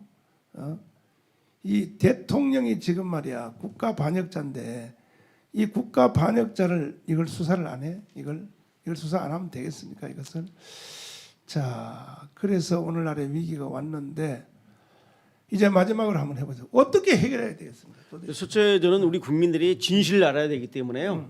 사상적으로 무장을 해야 됩니다. 그래서 올바른 역사관 또 문재인 정부에서 자행되는 이 국가 파탄한 행위에 대해서 네. 정확하게 우리가 일단 알아야 됩니다. 이건 바로 이제 우리 너라 TV도 있고 많은 또 우리 우파 애국 유튜브도 있고요. 또 광화문 내부도 있기 때문에 자주 와서 확실한데 그 사상적으로 정립이 돼야 되고 알아야지 싸우는 거 아닙니까? 그러면 이제 알았으면 어떻게 되냐? 이걸 조직화해서 우리가 투쟁을 해야 되죠. 그래서 근데 제일 합법적인 방법으로 제일 좋은 것은 뭐냐? 내년 3월 대통령 선거 때 우리 애국 국민의 힘으로 더 이상 이러한 대한민국을 부정하고 파괴하고 이런 짓을 하는 네. 이러한 정권을 탄생시키면 안 되고 헌법적 가치를 제대로 발현할 수 있는 제대로 된 지도자를 뽑는 것이 합법적으로 가장 빠른 이런 세력들을 척결하는 방법이라고 저는 생각합니다. 어떻게 해결해야 되나요, 이동 교수님? 이제 해결이 문제인데. 대통령 선거에서 장악하고 그다음에 저들의 반헌법 그 헌법적 내용들을 기록해 뒀다가 전부 일벌백계로 다스려야 됩니다. 그러니까 다음 정부는 가장 중요한 건 문재인과 그 일당들의 반역 행위를 처단해야 됩니다. 아니 근데 뭐 다음 대선에서 뽑았는데 뭐 인간이 있어야 뽑죠. 뭐 그 이승만처럼 할 그러니까 사람이 목사님 그러니까 이제 정당 만들어요. 이제. 정당을. 예, 그렇죠. 애국 정당이 끌고 가고 그래서 애국 정당이 이제 제가 보기엔 아직 국민들을 이제 우리와 같은 인식으로 가는 데는 좀 시간이 걸리거든요. 이제 깨닫고 있긴 하지만 그래서 어떻게 하냐면은 애국 정당이 주축이 되고 애국 정당이 지금 이제 좀 아직 덜 떨어진 보수 정당을 견인하는 겁니다. 그래서 이제 후보도 만드는데 우리가 주력으로 만들어내고 그래서 어쨌든 그렇다고 이제 뭐 대중적인 지지도가 있어야 되니까 그런 후보를 만들어서 그 후보의 제일 책무를 이 애국 정당이 주는 겁니다. 너는 지금 대통령 되면 이것부터 해라. 그리고 그걸 감시하고 힘도 대주고 감시도 하고 이렇게 하면 결국은 이제 그 자기를 대통령으로 만드는 세력을 의식할 수밖에 없거든요. 그리고 저희가 100만 1000만이 된다면 다음 대통령 무조건 저희 말을 듣습니다. 근데 지금 민노총에서는요. 예. 대통령 3월달 선거 오기 전에 끝장낸다고 그 내부 기획서 그때 여기 예. 민노총 대표 가져왔잖아요. 11월달에. 걔들 해마다 하는 거니까요, 뭐. 아니 하는 건데, 이번에 좀 다른 것 같아요. 좀 다른데 문제는 목사님 그 저들도 민노총도의 핵심들이 그렇지 민노총 나머지들은 이제 월급 많이 받고 걔들 그거 하려고 하는 사람들 아니 그래도요. 걔들은 돈이 있기 때문에 나오라 그러면 나와요. 나오죠. 예. 근데 지난번 촛불 때 보니까요 민노총 주력도 늙었습니다, 목사님. 늙었어요. 예, 50대 중반이 다 넘었어요. 그리고 이제 나중에 어떻게 하냐 보니까 쟤들이 돈이 있으니까 돈을 줘가지고 이 뭡니까 그 젊은 노조 있잖아요. 그 왜 그 뭐 비정규직 노조 이런 데다가 시위를 맡기더라고 이놈 새끼들. 그래서 그런지 작년에 우리 광화문 집회할 때도 어떤 철없는 국민들이 와서 왜 5만 원 안 주냐고 그래. 그래서 아니 그래서 우리는 돈 5만 원 여기 헌금하고 가야 됩니다. 그랬더니 다시는 안 온다 그러더라고요. 또. 그러니까 민노총이 그러니까 이제 자기들 주력들은 보니까 이제 지방에서 올라오니까 제가 그때 그 걔들 그 시위하는 걸 계속 지켜봤거든요. 그랬더만은 차량을 이 서대문화 이쪽 외곽에 배치해 놓고 이제 저녁 되면 얘들은 퇴근하더라고. 퇴근하고 얘들은 빠져나오고 대신 이제 누구한테 주냐면은 비정규직이나 지금 돈 없는 애들 있잖아요. 거기다가 돈을 주는 거예요. 그래서 이제 저는 이렇게 생각합니다. 저들이 지금 있지만 지금 국민들이 여론이 돌아서기 시작하면 민노총이 아무리 저들 조직이 100만, 120만 하더라도 국민들 두려워할 거 없습니다. 대신 우리는 이걸 두려워야 됩니다. 이거를 대항하고 국민들에게 이것을 알릴 수 있는 핵심 정당이나 주체 세력이 없으면 저들의 선동에 국민들 또 넘어갑니다. 근데요, 나 이게 여론조사 다 해봤는데 이렇게 건국 70년 동안에 이 간첩들이 이렇게 판을 바꾸려고 했음에도 불구하고 사실 극단적으로 주사파 또 간첩 수준의 거기에 연루된 사람들은 50만밖에 안 돼요. 그게 얼마 안 됩니다. 국민들 중에. 예. 근데 50만밖에 안 돼도 왜 판을 엎을 수 있느냐? 시골 살아봤어요? 안 살아봤어요? 시골 안 살아봤는데. 안 살아봤어요? 네, 나 어릴 때 학교 선생할 때 아버지가 시골을 학교 선생을 할 때 그때 아주 어릴 때 잠깐 알았던 거밖에. 좋은 집안에서 태어났네요. 세상에. 아버지가 글을 알았어요? 학교 선생 그럼 대학교 나오셨죠, 아버지. 우리 아버지는 글도 몰랐는데 참나. 자 그런데 그 이제 그 저쪽 애들이 왜 힘이 있냐면은 50만밖에 안 돼도 예. 시골에 살아보면요 황소라는 놈이 있다. 황소 있죠, 황소. 예, 예. 황소가 1톤이잖아요. 예, 예. 무게가. 예. 그 황소들이 한번 이 뿔을 가지고 쫙 밀고 싸우는 거 보면요 무섭습니다. 옆에 그냥 사람 있으면 밟혀 죽어버립니다. 막 황소들이 막 와 하고 이거 나오는 거 보면 그렇게 힘 있는 황소도 코 끼워놓은 거 있죠. 코드레. 코드레를 딱 잡으면요 그 1톤 되는 그 덩치 큰 놈이 꼼짝을 못 하거든요. 코드레 잡히면. 이와 같이 오늘날 대한민국이 코드레를 잡힌 거야. 그러니까 50만밖에 안 되는 사람들한테 그렇죠. 문재인이 대통령이 저쪽 편이니까 예.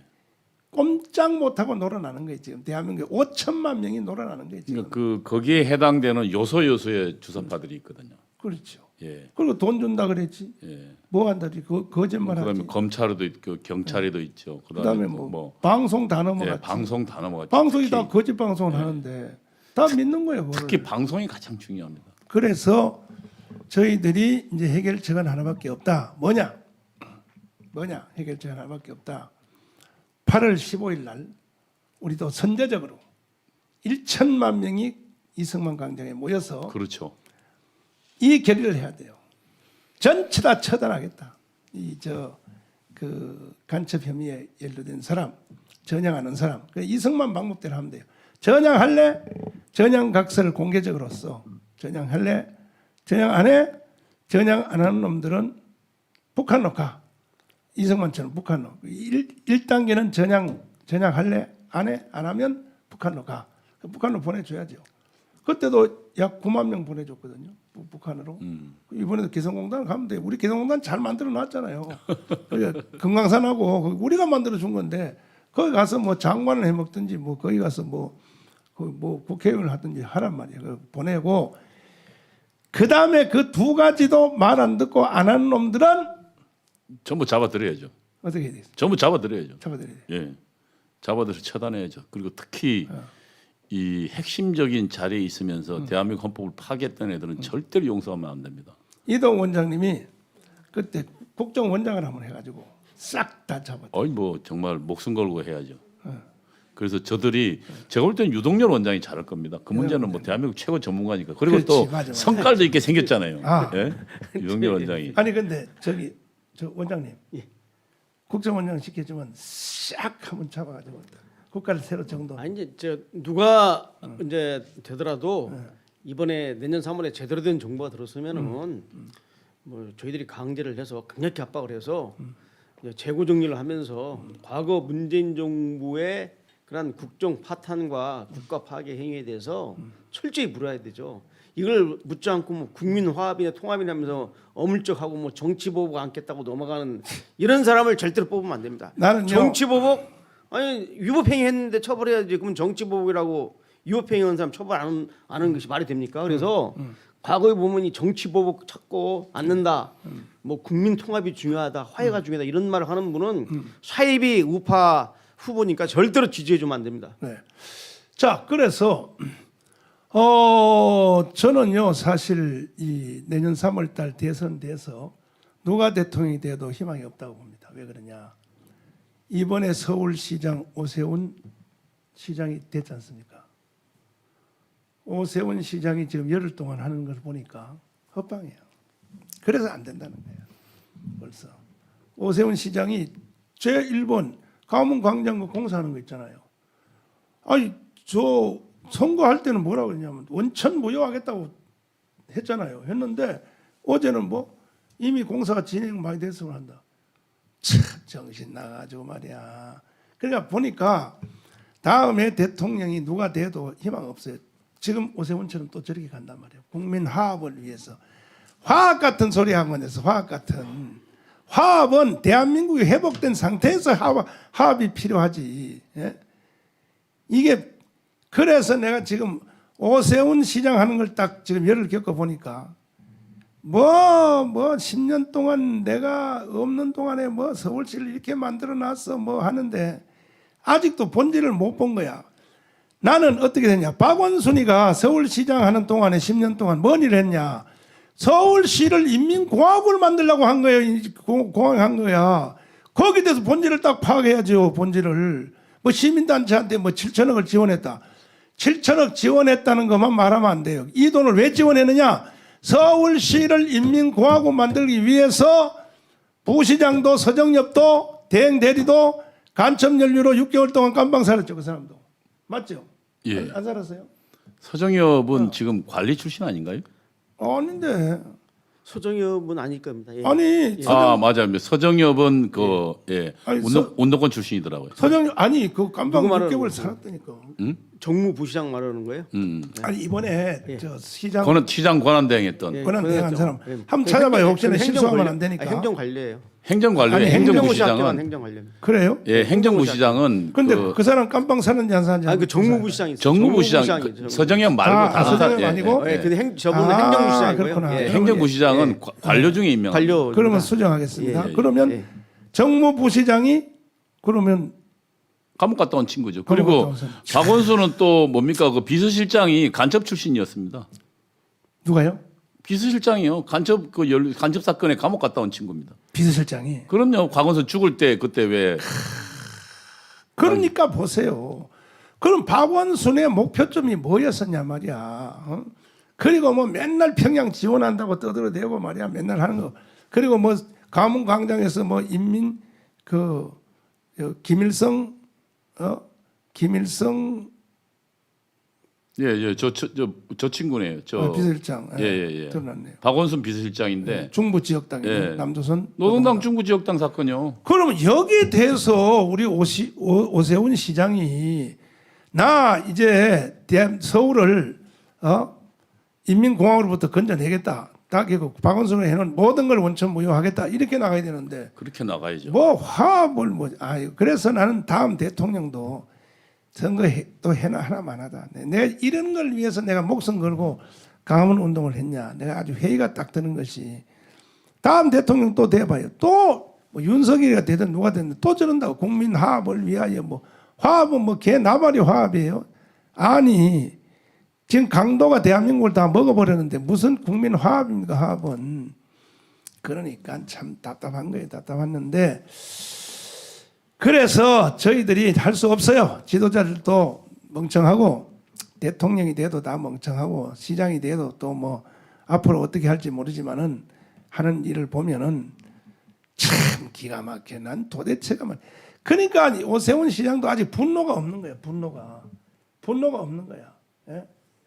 아직 자신이 10년 바깥에 놀면서 서울시 박원순이가 하는 행동을 보고 분노가 안 생긴 거야. 그렇죠. 예, 분노가 생겨야 되거든. 예.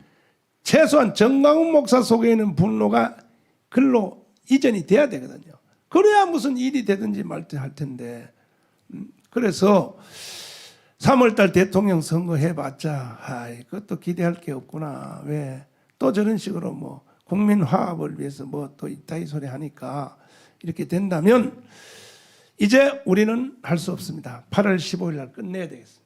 8월 15일 날 광화문 광장에서 자유통일 T를 1천만 명이 입고 나와서 거기서 모든 대한민국을 새로 정돈하고 정돈해놓으면 또 대통령 잘할 거야 아마. 내가 그렇죠. 예. 정돈해놓으면 예, 뭐 예. 이거 나도 옛날부터 그렇게 생각했다고 또 그렇죠. 그럴 거예요. 그죠? 거기서 국민들의 의사가 확인되면 또 이제 확인되면. 싹 이쪽으로 돌아올 겁니다. 그렇죠. 예. 그래서 이 생각 저 생각 다 해봐도 우리는 8.15 대회를 통해서 건국후 70년 만에 무너진 대한민국을 바로 세워야 할 것입니다.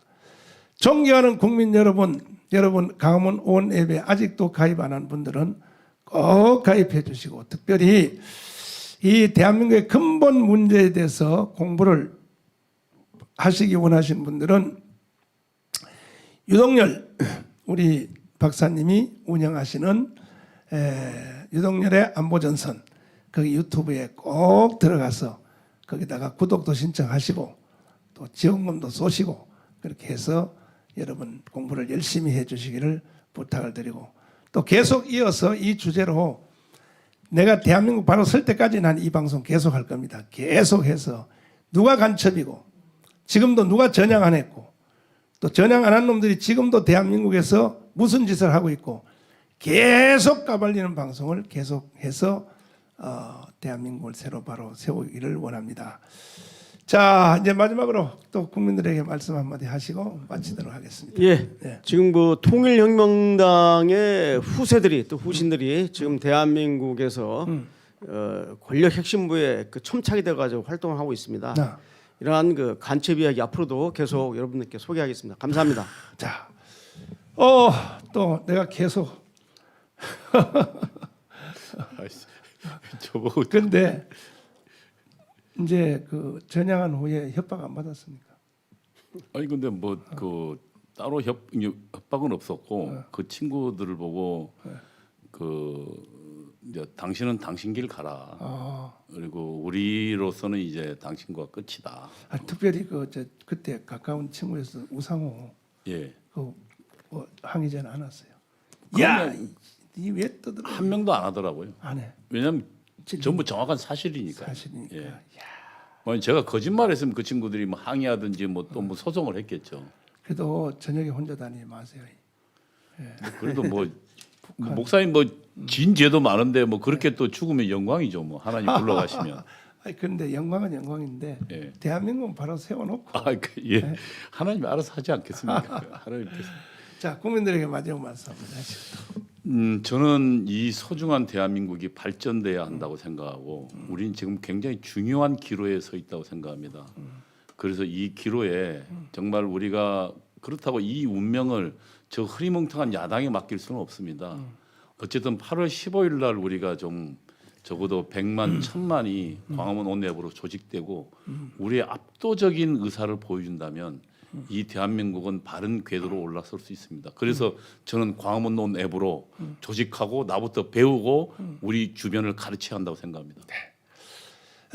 국민들 여러분 또 시청자 여러분 진심으로 감사드립니다. 이렇게 해서 우리도 한 단계 한 단계 쌓아서 오늘도 광화문 온 앱에 전국에서 3,000군데서 이 더운 날씨에 지금 파라솔 밑에서 지금 전철역 앞에 버스 정거장 시장터에서 지금 서명을 하고 있는데 시청자 여러분들도 심심하시면 여러분 동네 앞에 나가서 그들한테 이제 야구르트도 한 개 사주시고 또 함께 또 해주시길 바라고 이제 우리가 3만 개로 확대를 들어갔습니다. 전국에 3만 개의 지금 서명 파라솔을 확대를 지금 하고 있습니다.